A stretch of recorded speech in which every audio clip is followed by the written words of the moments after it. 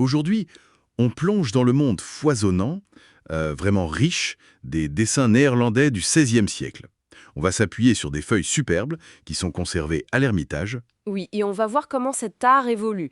Il passe un peu de l'outil d'atelier, disons, à l'œuvre d'art à part entière. C'est ça. Et on va explorer aussi des fonctions particulières, comme pour le vitrail, et puis des techniques comme le clair-obscur. Tout à fait. C'est une période charnière, le XVIe siècle.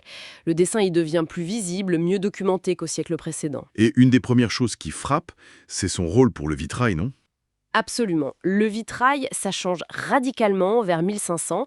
On passe de la vieille technique, la mosaïque de verre coloré, à la peinture sur verre, qui est ensuite cuite. Ah oui, d'accord. Et ça, j'imagine, ça implique des dessins préparatoires différents, plus détaillés peut-être? Exactement. Il faut ce qu'on appelle des cartons. Très précis et surtout à taille réelle, échelle 1:1.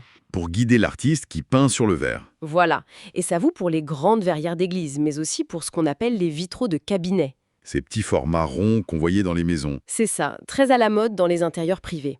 Et ces cartons, c'était du matériel précieux pour l'atelier. On les gardait, on les réutilisait parfois. Ce qui explique qu'on en ait conservé pas mal finalement. Oui, relativement. À l'Ermitage, par exemple, à peu près un dessin néerlandais du XVIe sur 5 est lié au vitrail. C'est significatif. 1 sur 5 quand même. Et on a même des esquisses plus anciennes qui montrent le processus avant le carton final. On voit déjà le format rond typique, 20-30 cm. Ce format rond, c'est presque une signature pour un dessin de vitrail néerlandais de cette époque alors. Quasiment, oui. Et une autre technique qui explose à ce moment-là et qui est magnifiquement représentée, c'est le clair-obscur, le chiaroscuro. Alors attention, là il faut être précis. On parle bien de la technique de dessin en chiaroscuro, Oui, tout à fait. des rehauts de blanc, de l'encre noire ou bistre, souvent au pinceau fin, sur un papier qui est déjà coloré, teinté. Exactement. Il ne faut pas confondre avec la gravure sur bois en clair-obscur. Ça, c'est autre chose, c'est une estampe. D'accord. Et ce dessin en clair-obscur, quel effet ça donne? D'un fait très décoratif, très expressif. Le contraste entre la lumière et l'ombre crée une atmosphère, parfois un peu irréelle, presque mystique. C'est une technique sans doute venue d'Italie, mais qui plaît énormément au nord vers 1500. On a des exemples frappants, je crois, hein, comme ce dessin pour vitrail du Maître de la mort d'Absalon. Oui, un artiste anonyme, mais au style reconnaissable. La feuille de l'Ermitage est superbe, même si on n'est pas tout à fait sûr du sujet exact. Peut-être les âges de l'homme. Ou alors cette mise au tombeau anonyme, qu'on rattache au maniériste anversois. Ah oui, excellent exemple. Ce style gothique tardif, très très expressif, avec des déformations, des figures allongées pour renforcer le drame, l'émotion. Le clair-obscur accentue encore cette intensité. C'est fascinant. Mais au-delà de ces techniques au service d'autres arts, on voit aussi autre chose émerger vers 1520, c'est ça? Oui, c'est l'idée du dessin qui devient une œuvre finie en soi, plus seulement une étape préparatoire. Et comment on sait ça? Qu'est-ce qui nous le montre? Un bon indice, c'est quand on commence à trouver des répliques, des copies de dessins. Ah oui. Souvent faites par transfert avec du papier huilé, puis rehaussé, par exemple en clair-obscur.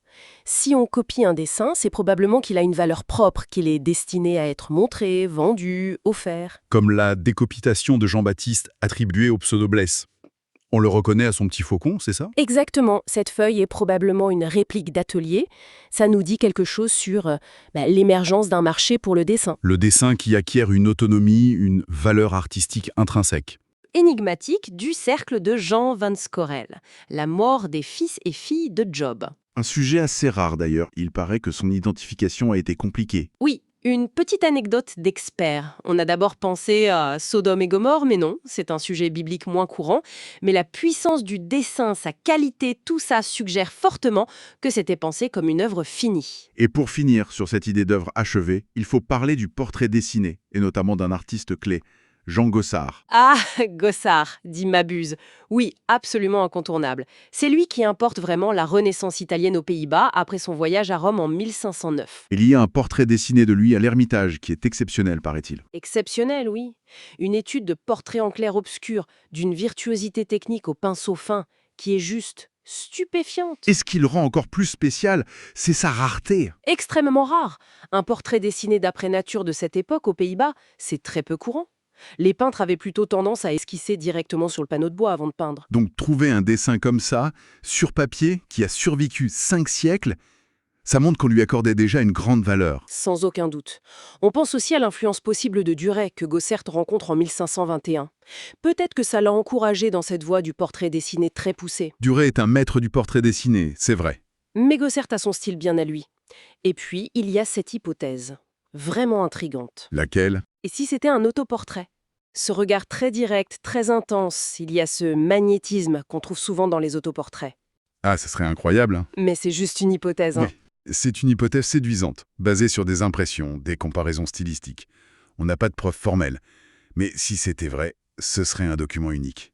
Bon, il faut savoir que le format ovale qu'on voit aujourd'hui, lui, il est postérieur. D'accord. Donc en résumé, ce qu'on voit à travers ces dessins néerlandais du XVIe siècle, c'est une diversification incroyable. Le dessin sert pour le vitrail, explore des techniques comme le clair-obscur. Et surtout, il s'émancipe. Il passe de l'outil d'atelier à l'objet d'art, que ce soit pour des études poussées, comme le portrait de Gossart, ou des compositions finies pour un nouveau marché. Et ça nous laisse peut-être avec une question, pour nous aujourd'hui. Oui. Comment est-ce qu'on regarde ces œuvres 5 siècles plus tard? Est-ce qu'on fait encore vraiment la différence entre la valeur d'une étude, même sublime, et une œuvre finie? Face à des témoignages aussi forts du passé, la distinction est peut-être moins nette qu'on ne le pense. Une belle réflexion à garder en tête.